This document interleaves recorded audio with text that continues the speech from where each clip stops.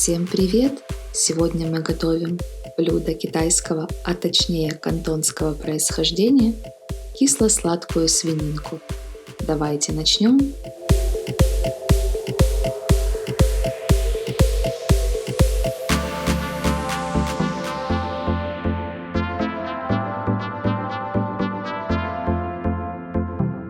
Ну что ж, сначала приготовим соус.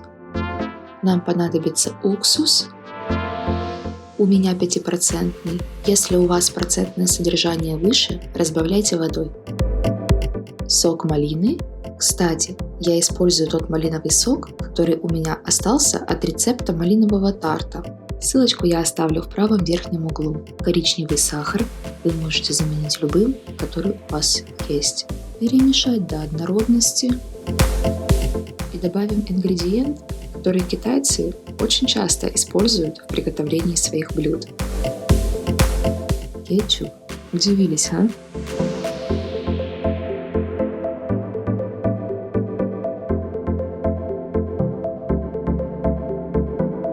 Вымешиваем соус до однородности и таким образом готовим почву для добавления следующих компонентов.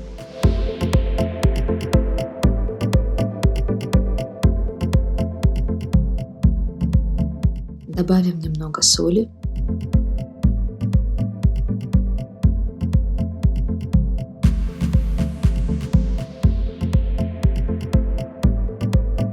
Кукурузный крахмал. На данном этапе перемешивания убедитесь в том, чтобы не осталось ни одного комочка. Для верности процесса можно даже взбить венчиком.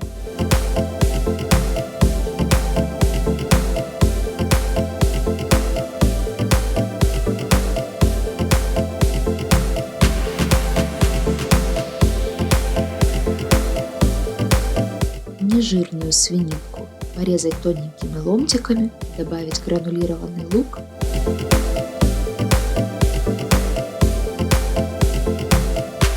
гранулированный чеснок,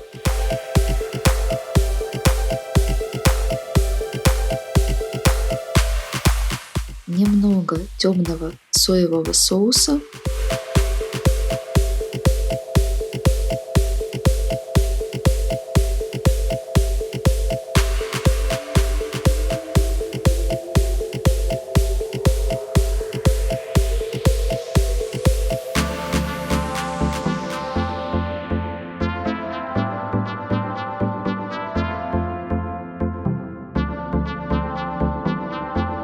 равномерно распределяем приправы и оставляем мариноваться на 30 минут. Добавляем яичный белок. Массажируем мяско.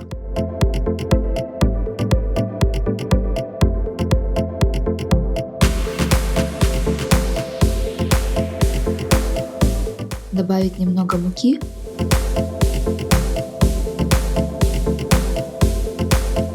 Помассажировать еще немного, позволяя ей впитать белок.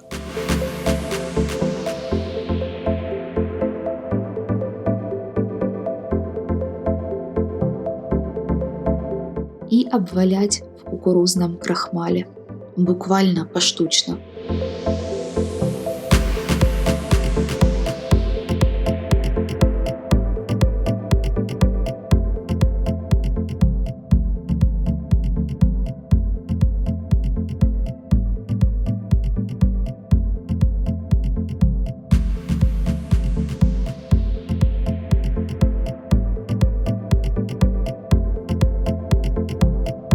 Нагреваем масло для жарки, пока вокруг деревянной палочки начнут появляться пузырьки.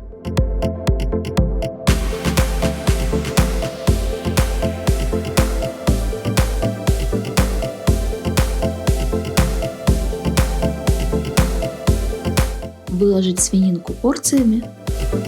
Это необходимо для того, чтобы кусочки не склеились.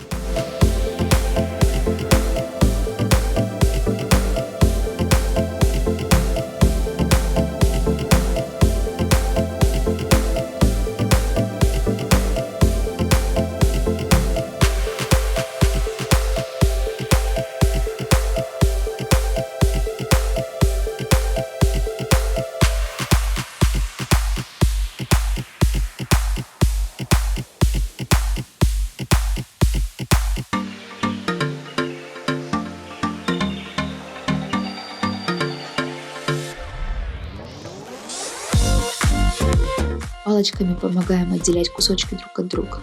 Повторяйте эту процедуру время от времени, примерно раз в 30 секунд. Так вам будет намного легче проконтролировать процесс готовности кусочков.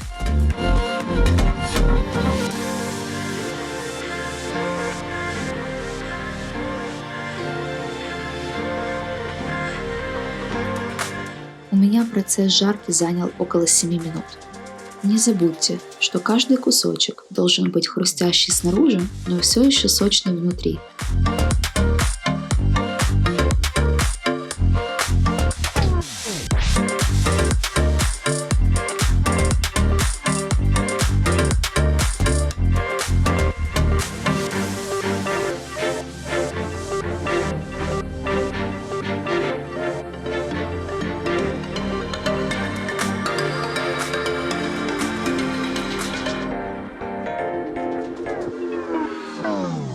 Она должна подзолотиться.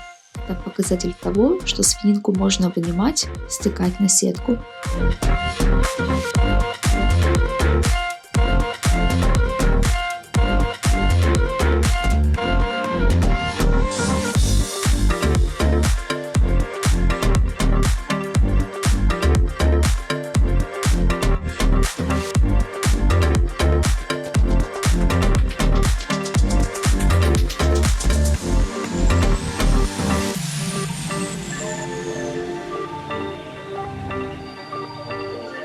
Можно немного почистить масло от лишней пены и излишнего крахмала.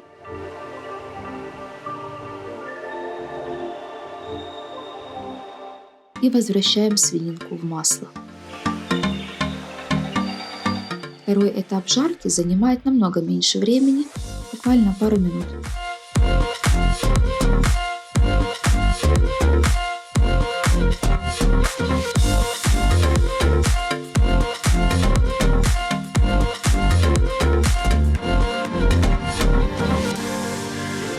Вот такой идеально золотисто-коричневый цвет мы должны получить в итоге. Как видите, масло почти не поменяло цвет, а это значит, что его можно будет переиспользовать. Достаточно процедить его через кусок муслиновой ткани.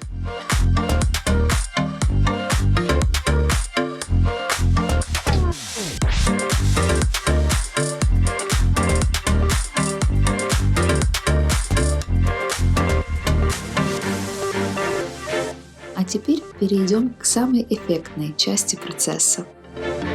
В сковороду налить немного масла, высыпаем ананас, сладкий перец и зеленый лук.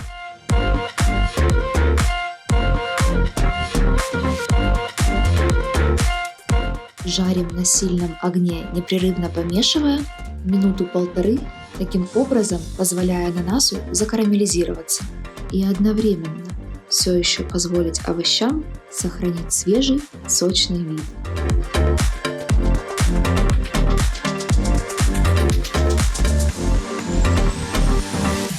Вы только посмотрите на эти цвета, так ярко и красочно. Кстати, на нашем канале есть видео, как правильно выбирать и резать ананас. Ловите ссылочку в правом верхнем углу. Переместите содержимое сковороды в мисочку.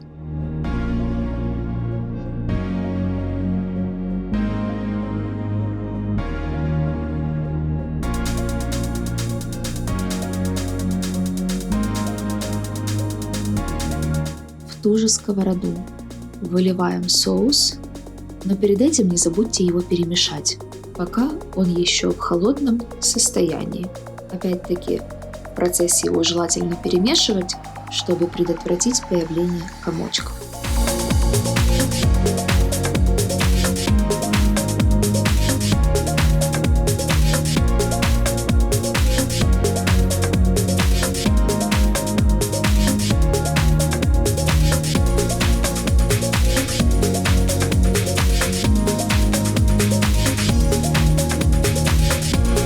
Даем соусу закипеть, а это значит, что самое время добавлять ананас с овощами.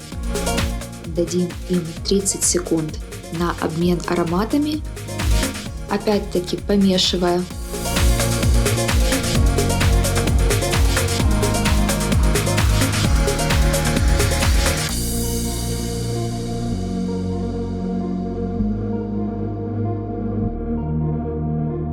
и добавляем свининку. От 45 секунд до 1 минуты нам понадобится, чтобы закончить блюдо.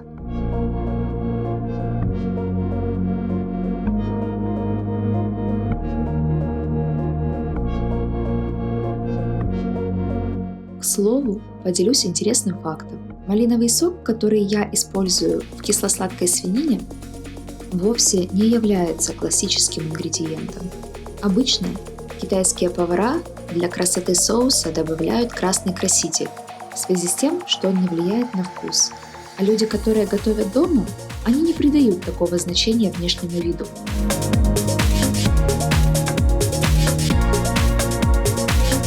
Опираясь на эту историю из десяток экспериментов, у меня таки получился ресторанный вид и вкус без ущерба организму.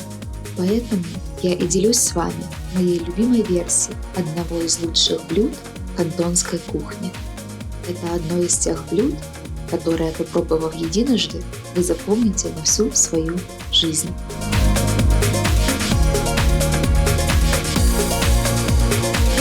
Спасибо за просмотр. Всем итадакимас.